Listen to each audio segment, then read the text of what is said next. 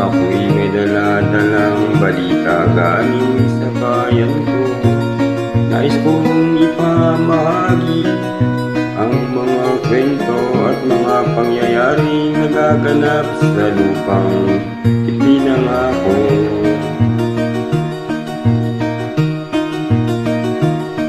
Ang lupang pinanggalingan ko'y may bahid ng dugo.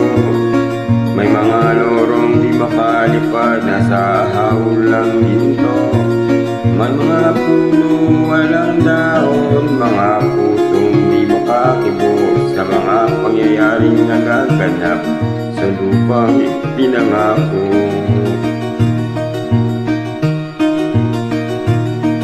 Mula nang makita ko ang lupang ito, nakita ko rin ang munting apoy sa puso ng tao. Dinatungan ng mga kabulukan hanggang sa lumago. Ngayon ang puso'y may takot sa lupang pinangako. Lapit mga kaibigan at makinig kayo.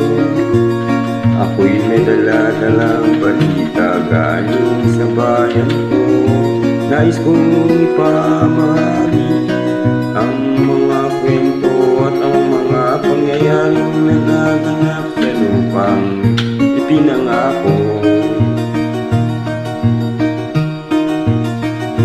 Dati-rati ang mga bukid ay kulay ginto. Dati-rati ang mga tao sinlayan ng ibon.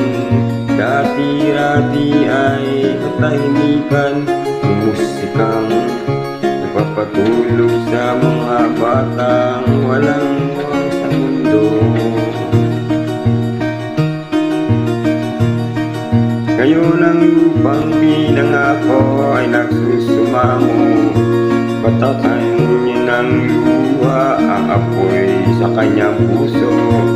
Dingding yung mga sigaw ng mga puso ng taong inyong dadamhin kabilang sa inyo.